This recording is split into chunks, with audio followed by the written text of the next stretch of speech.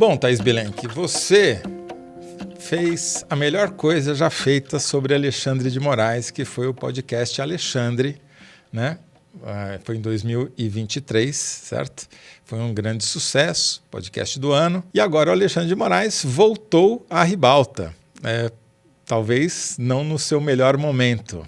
O que aconteceu? Pois é, Toledo, nessa semana a Folha de São Paulo começou uma série de reportagens assinadas pelo Glenn Greenwald e o Fábio Serapião, mostrando algumas mensagens e arquivos trocados por WhatsApp entre o gabinete do Alexandre de Moraes no Supremo e o perito criminal do TSE, Tribunal Superior Eleitoral, que chefiava a assessoria especial de enfrentamento à desinformação do TSE durante a presidência do próprio Alexandre no Tribunal Superior Eleitoral. Era um assessor do Alexandre de Moraes no Supremo conversando com o assessor do Alexandre de Moraes no TSE. Essas mensagens, são 6 gigabytes de mensagem, seja lá o que isso significa, trocadas entre agosto de 2022, às vésperas dele assumir a presidência do TSE, até maio de 2023, portanto, depois do 8 de janeiro. Essas mensagens relatadas pela Folha de São Paulo mostram que o gabinete do Alexandre de Moraes pedia determinadas informações sobre alguns bolsonaristas ao TSE, a esse perito no TSE, e algumas das informações que voltaram em forma de relatórios abasteceram o inquérito das fake news que o Alexandre de Moraes relata no Supremo Tribunal Federal. Então, por exemplo, redes da Carla Zambelli, Eduardo Bolsonaro e outros bolsonaristas influenciadores foram monitorados. Quer dizer, nada que não seja público, né?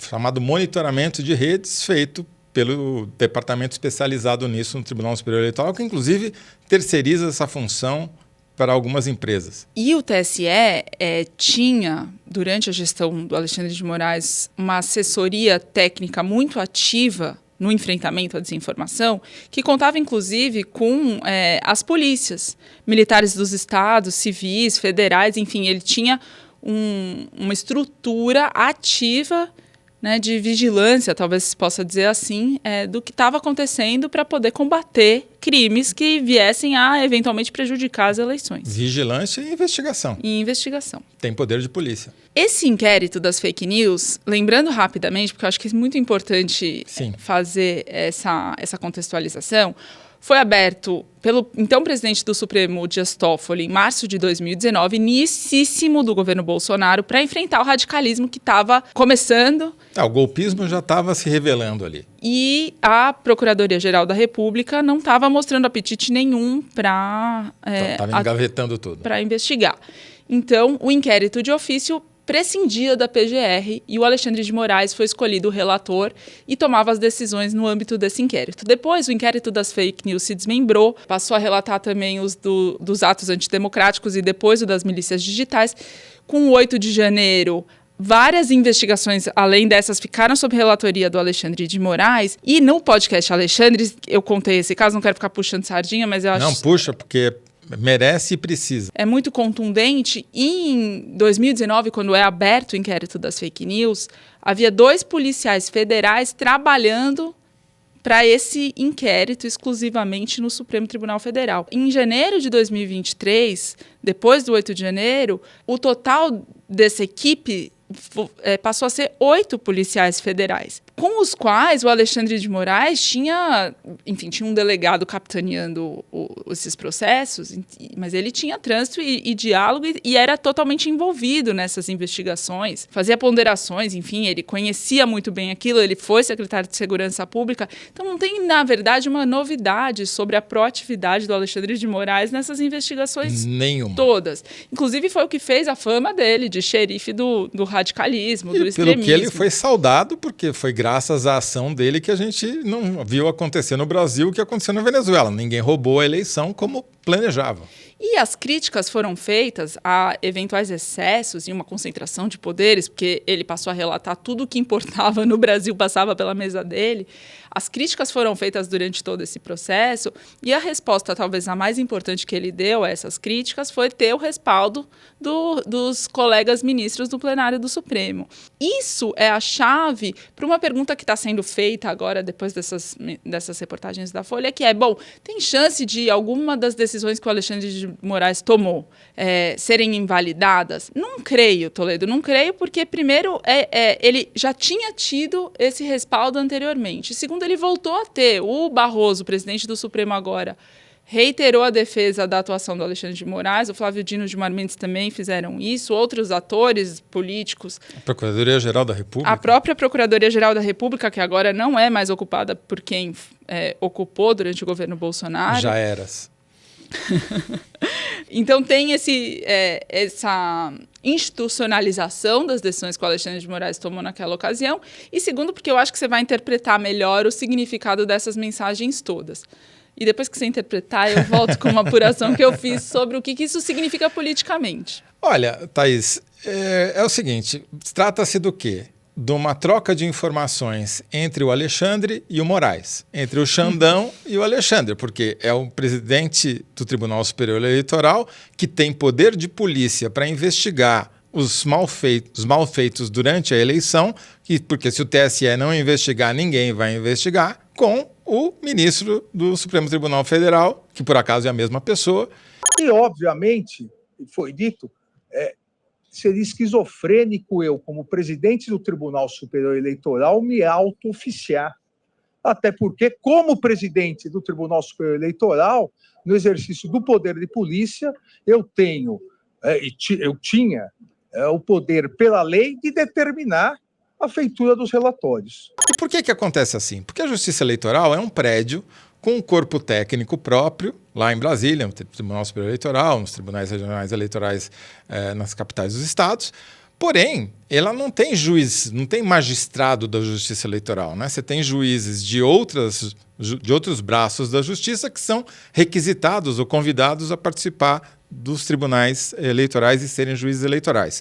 Também tem advogados que fazem isso por um período de tempo pré-determinado. No caso dos ministros da composição do Tribunal Superior Eleitoral, tem lá, se não me engano, me corrija se eu estiver errado, 3 ministros do Supremo e um deles é sempre o presidente. Então coincidiu de o Alexandre de Moraes estar nas 2 cadeiras ao mesmo tempo. Tudo absolutamente previsto em lei e é obrigação dele, como presidente do TSE, investigar quem tenta dar golpe de Estado no Brasil, tenta roubar a eleição ou tenta desacreditar o sistema eleitoral brasileiro. Como você disse, foi fundamental essa ação dele para que não tivesse aqui um caos, né? A gente só está vendo um pedaço das comunicações.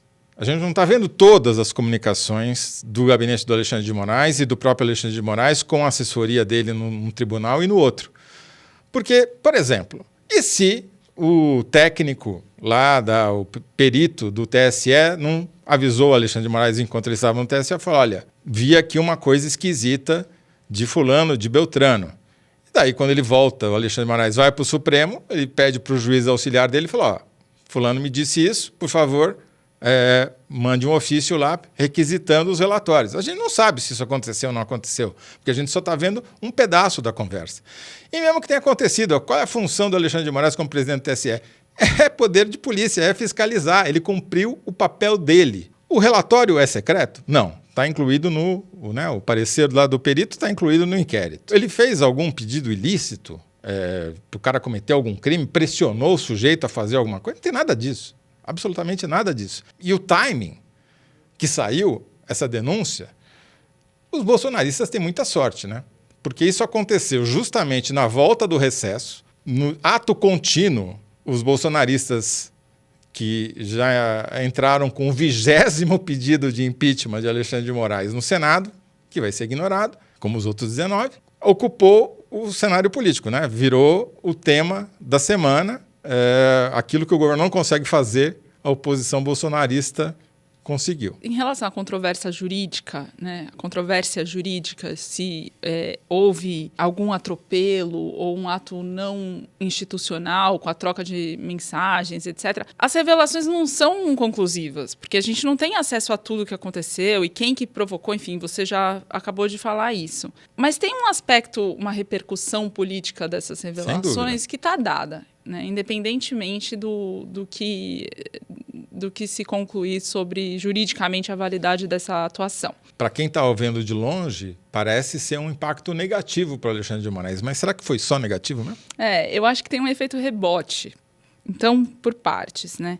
Tem uma transição de forças no TSE e também no Supremo, naturalmente, porque um está relacionado ao outro, que era já uma saída de cena do Alexandre de Moraes gradual. Primeiro porque ele deixou a presidência e a composição do TSE, então ele sai, entra no lugar dele o André Mendonça, e quando ele sai, ele conseguiu emplacar 2 aliados, que são da vaga dos juristas, que têm mandatos mais longos que o dele, entraram já no fim do mandato dele, mas aí a composição reorganizam as forças, o André Mendonça entra no lugar, mais alinhado ao Cássio Nunes Marques.